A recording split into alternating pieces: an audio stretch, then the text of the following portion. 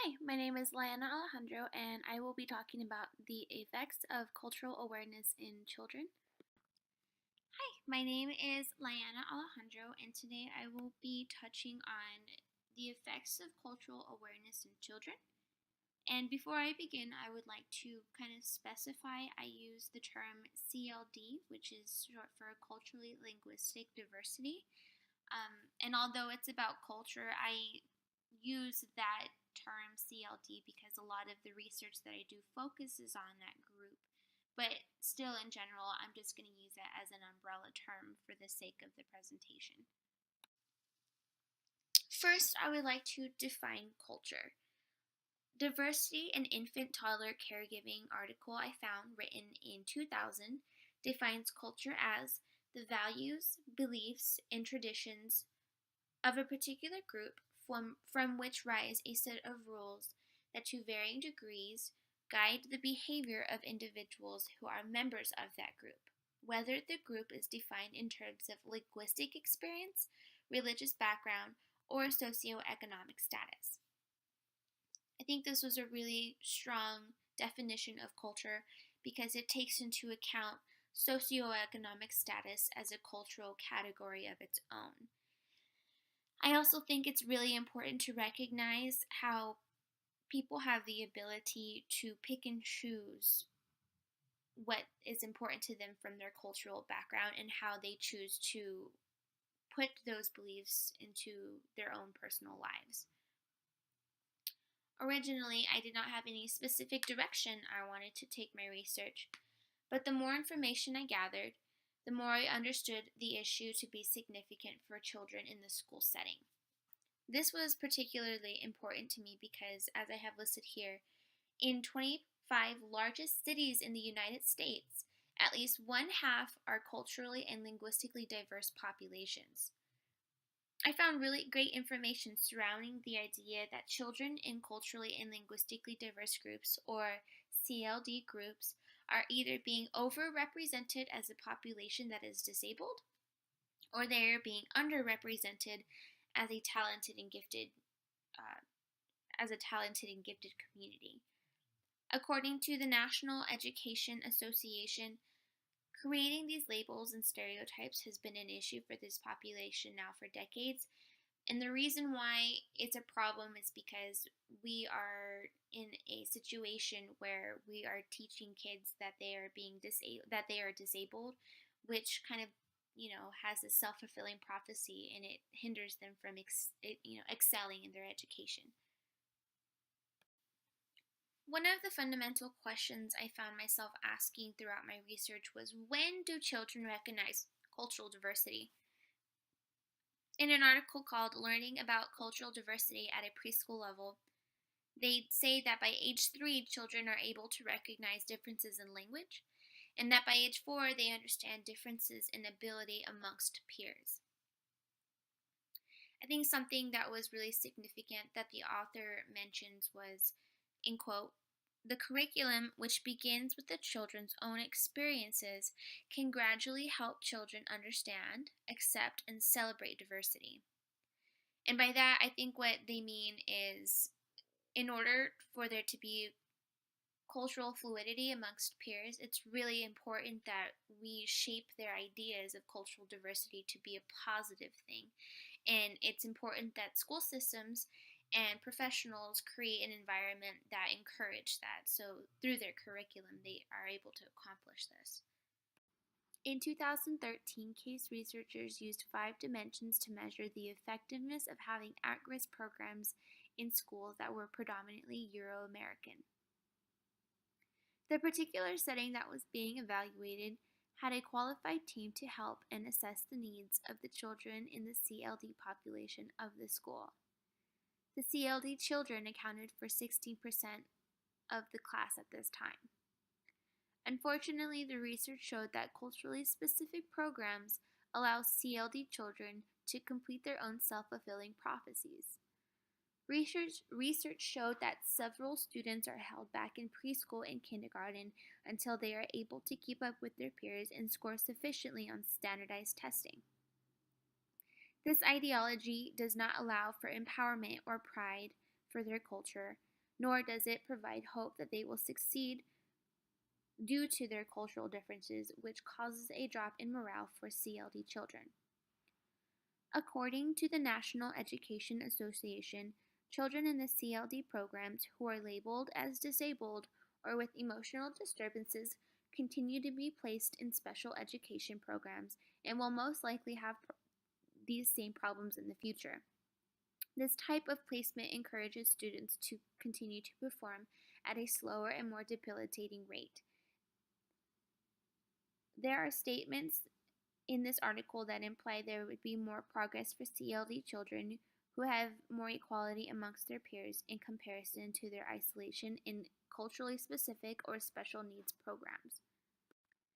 Going back to the 2013 case study I mentioned in the previous slide, although there were many flaws in the way the school was trying to address cultural diversity and intervention, they found that although their efforts were not effective in the academic standpoint, it had a positive effect for children in the classroom who were not considered a part of the CLD population. So their interactions between the CLD population and the non-CLD population on a non-academic standpoint were more harmonious. So they were a little bit more accepting of these children. Segregation and the feeling that they were not being accepted happened when they introduced programs that were academic specific.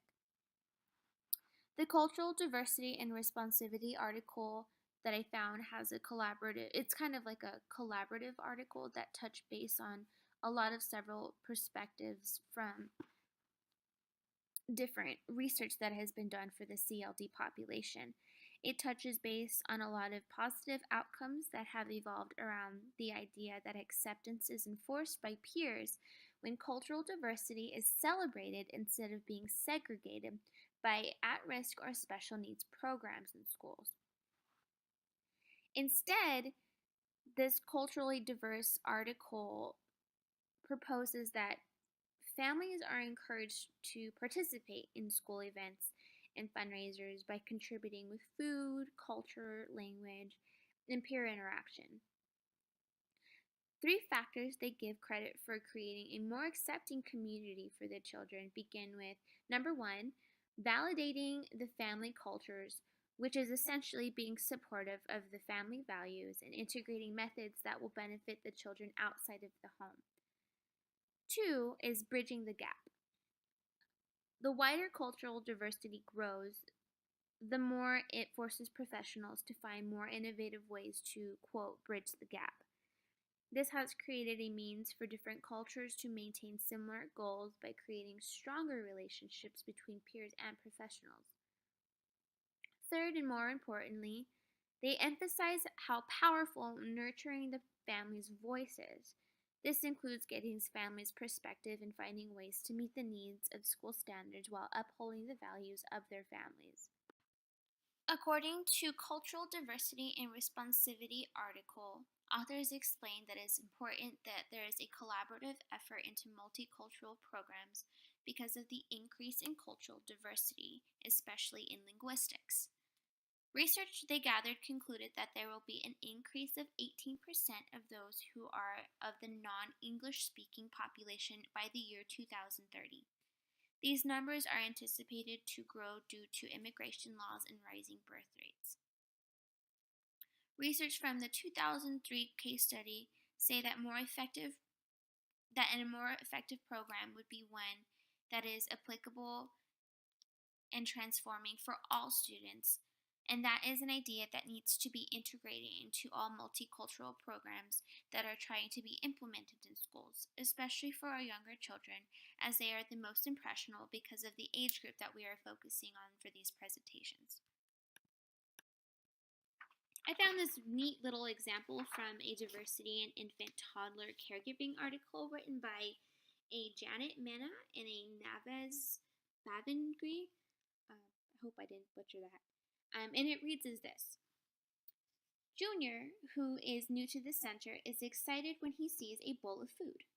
The baby makes happy noises, kicks his legs, and waves his arms. But when Helen, the caregiver, puts Junior in the high chair and places the bowl in front of him, he just sits there and makes no attempt to feed himself. He looks confused and then distressed. Finally, he slumps over, a glazed look in his eyes. His mother explains later that she has taught Junior not to touch his food. In fact, her son has never been in a high chair. He has always been fed on his mother's lap, wrapped up tightly in a blanket to discourage him from interfering with her. Junior obviously doesn't know how to respond to this new arrangement.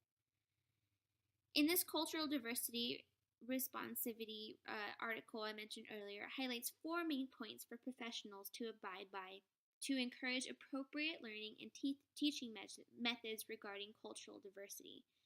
I thought these two articles work together in combining personal views and ways to respond as professionals to situations like this for children. The first one of those 4 points is it's important to understand your own cultural identity.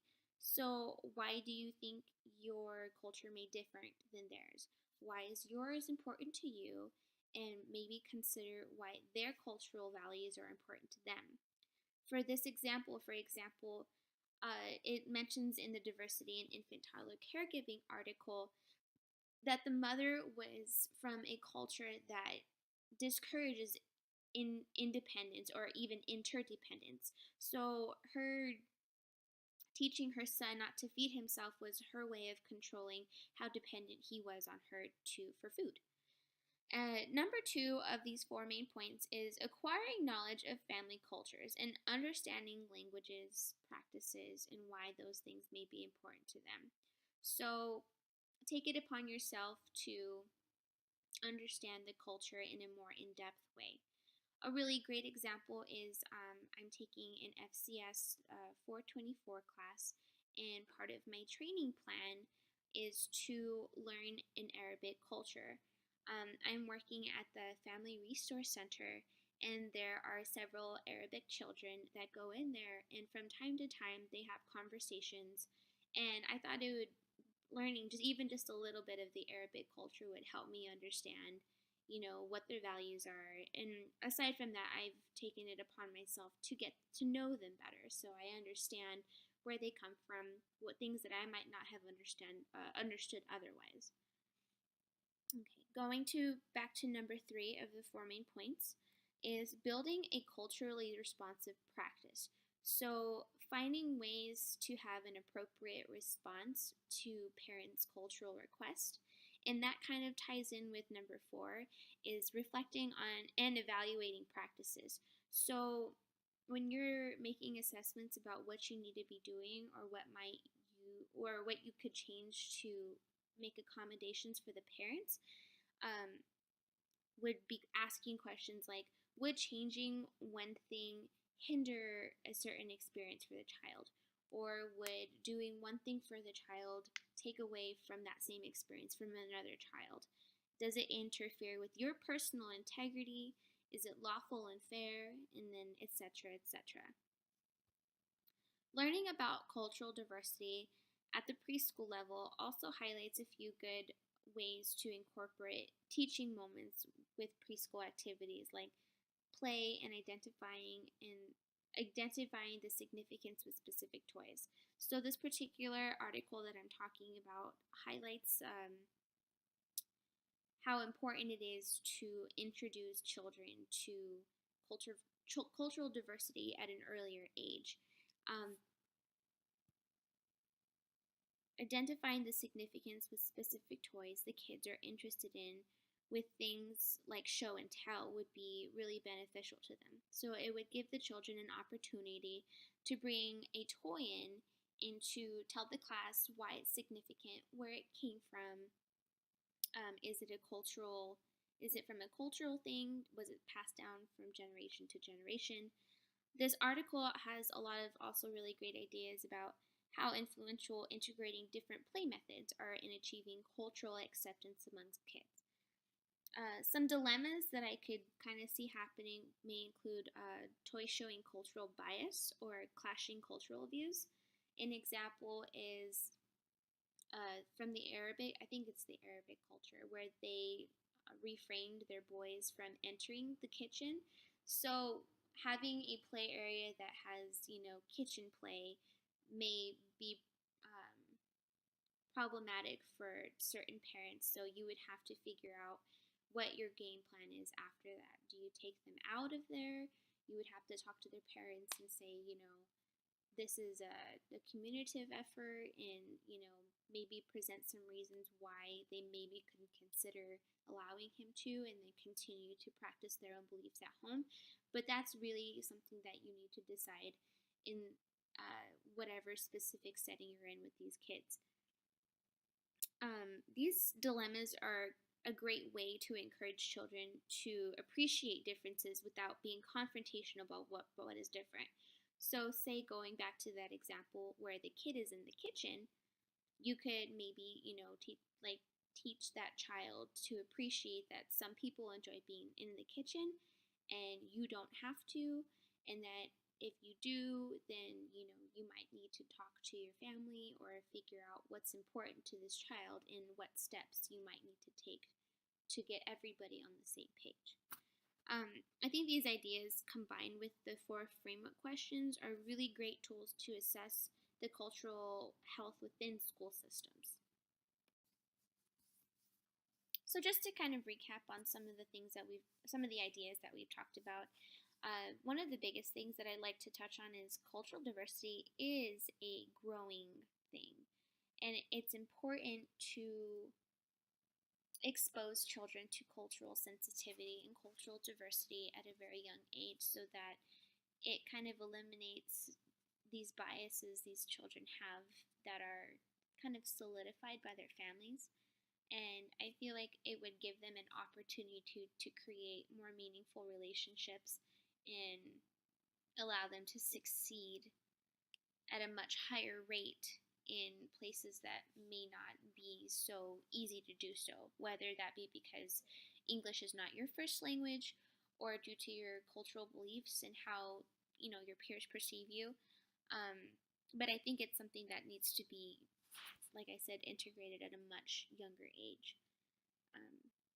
So some of the positive and negative things is being exposed to cultural diversity at a young age does allow your peers to be more accepting of the CLD population. But some of the negative effects would be having programs that are specifically designed for CLD populations that are isolating for them and create a self-fulfilling prophecy that will keep them from excelling academically throughout their life.